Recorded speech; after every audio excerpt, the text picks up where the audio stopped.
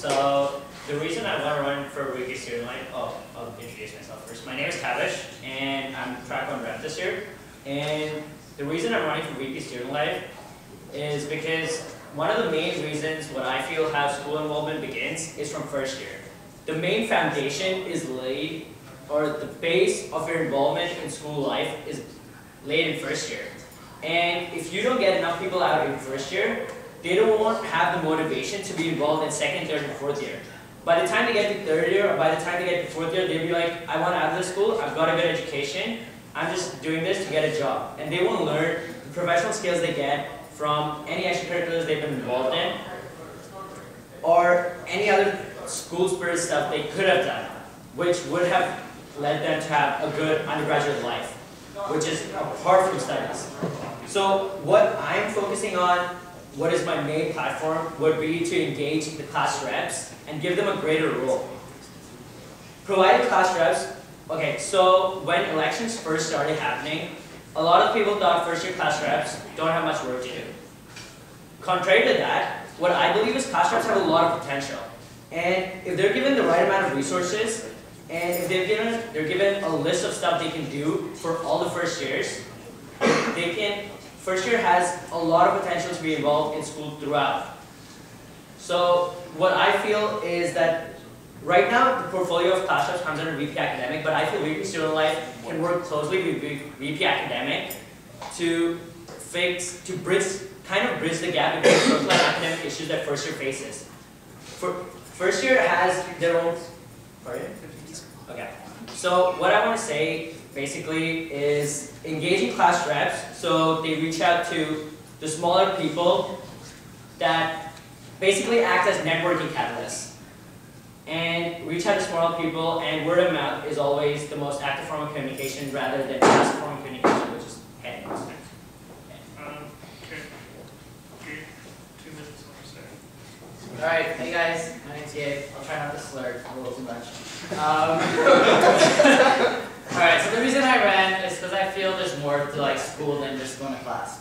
I'll have to disagree with Tavish about being involved in first year. I was not involved in first year. I was an NSI. And the reason I did, the reason I did get involved afterwards was because I felt there was more that I could learn, leadership, social skills and whatnot. And so that's why I felt, that's why I feel people should get involved. I can't force everyone to get involved to join a club. I can't do that. I can't force all our members to get involved. But I feel I can provide the resources to clubs to reach out and to maybe attract those students. So I guess my platform would be based on two major things, which would be clubs in terms of getting them funding quickly. Because being Blue Gold Chair, teachers will know that over the summer you plan everything, right? And it's at that point you set out your budget and you need to know how much money you're getting, when you're going to get it, and where you can get these resources from. So I feel that's a big thing I want to work on, just getting clubs that are running quickly and transparently. Also just providing them with resources. Sometimes the club can't get all its money from NSOC. So where can it go to get money? So I want to help clubs be able to do that. Is it through UTSU? Is it through alumni? Is it through Hart House scholarships? Right? There's options, and I want to kind of set the ground and deadlines, and I know there's Ishan has worked on some of that stuff. But prepare clubs, how to prepare a budget, what do the deadlines need to be, what do they need to do to get that funding, and so they can obviously reach out to students afterwards. And then I guess my second pillar would be student issues. So a lot of it is student space. 15 seconds. Big thing, Site 10 is going to be built here behind Con Hall, and I kind of want to get our foot in the door. I know Ishan has worked on securing space equivalent to UTP, but what's going to happen when UTP's gone? We're not really gaining any space. We're just moving over. So now I was in talk with Pierre. That just happened.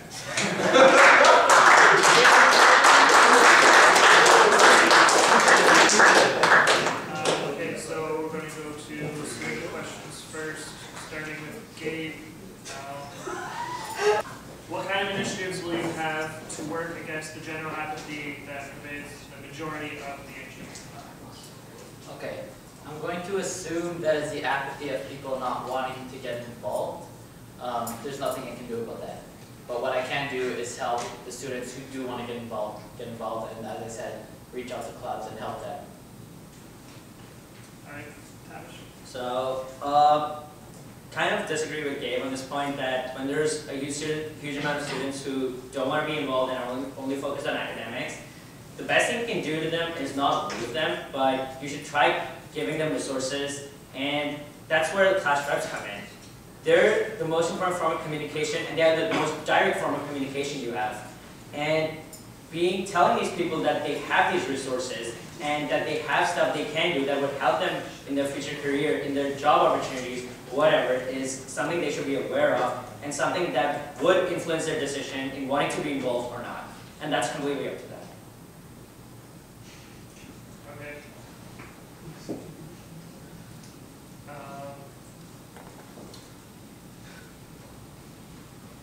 The next couple of questions are for Tavish specifically, so he's going to go first on them. If you want, I guess you can answer them. That's how we'll do it, because I said so. So Tavish, MSOC has tried to engage class reps for many years to no avail. How is your plan going to be different from what has been tried in the past? And how would you define the role of class reps? So this was similar to Yusha's question, which she asked me earlier on Facebook. And I'm going to answer similar to what I replied to it when I said that class reps, the first year class reps are not given much of a responsibility. And when I say that I'd engage them and give them a greater role, I would mean that give them resources that are available to them, provide them with a list of stuff that the past class reps have done that have been successful, which these people, which the future class reps can do that would turn out to be more successful and would bring people out to the events, which would show people that, yes, school is about this, I want to get involved in this, because this is something that's interesting, and this is something which really appeals to me. So that's basically what I mean by engaging class reps. Providing them with a list of resources as well. Okay, and back to Tavish. Can you tell me more details about this club interface that you mentioned?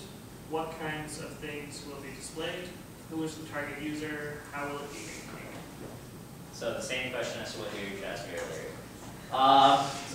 So on school.ca, there's already a clubs list which has a detailed description of all the clubs and the contact information. But what it does not give is as to what skills they provide, as to how much of a time commitment it is, and as to what all it does for you, basically. Like, okay, this club is interesting. For example, it's Blue Sky Solar. Okay, Blue Sky Solar does this, and that's interesting. But what do I get from it? And that's what the club interface will provide. It provides students what they want to know about the club, how the club will help them. And I feel if you have a few examples about people who have been successful in that club, like be given to students, students will be more like inclined to join that club.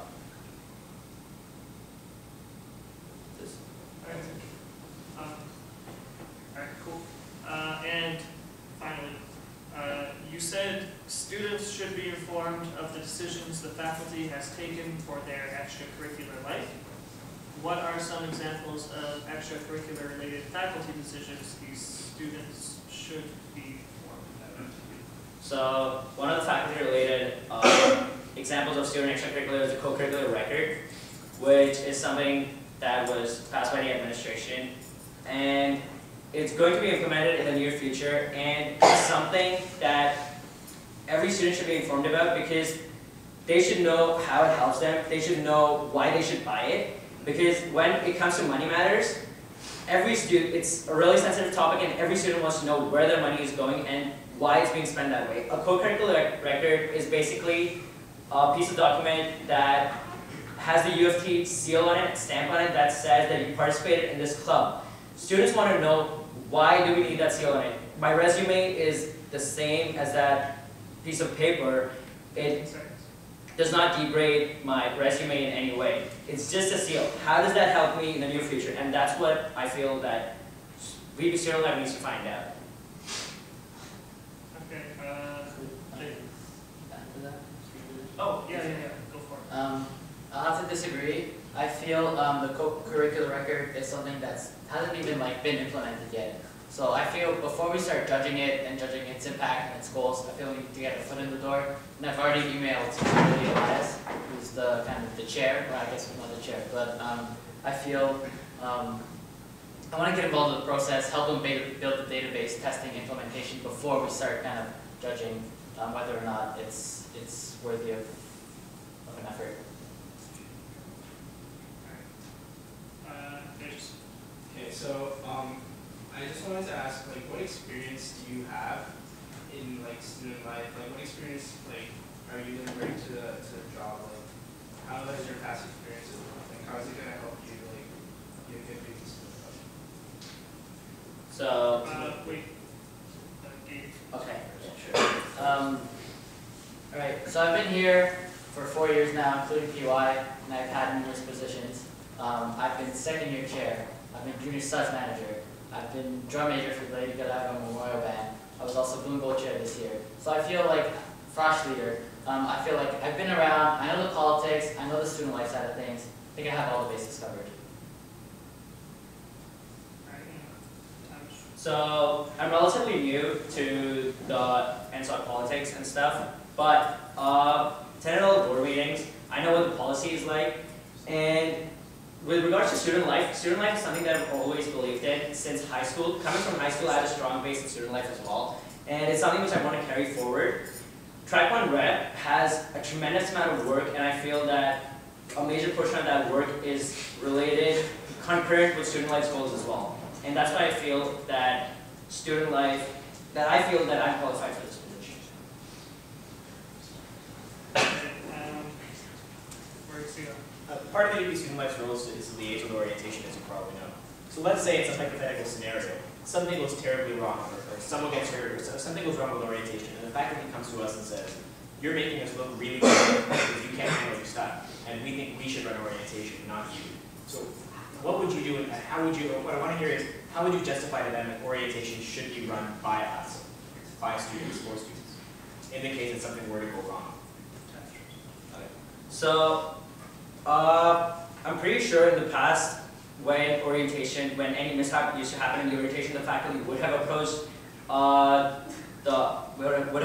NSOC the same way that previous NSOC VP Student Lives would have dealt with it. I would basically implement the same ways they would have dealt with it, trying to have communication with the ways they did it, and trying to see if I can do it the same way or if I have something better to give.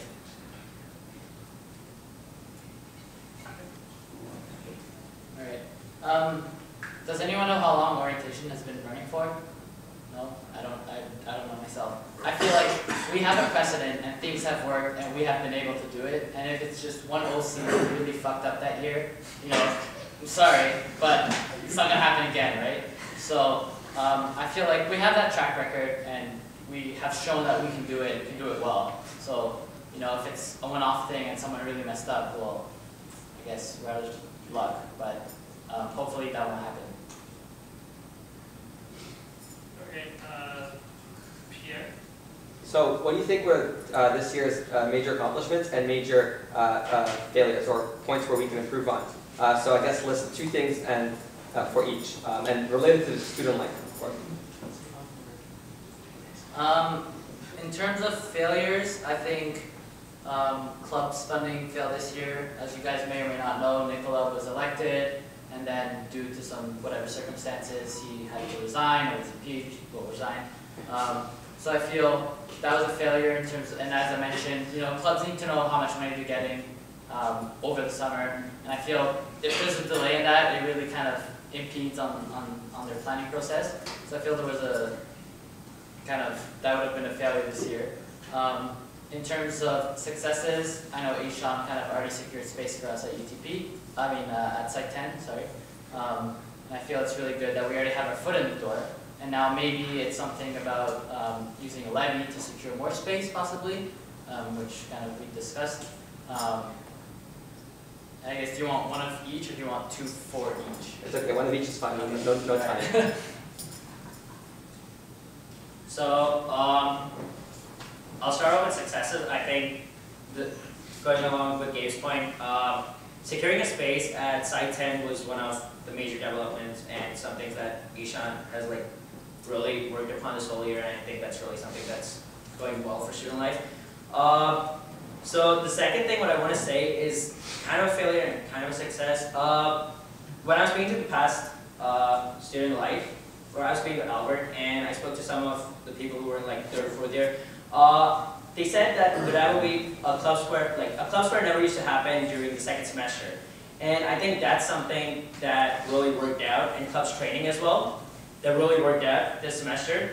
And that was a good part of student life, but on the bad side, on the downside of that, what I wanted to improve on that was the logistical side of it.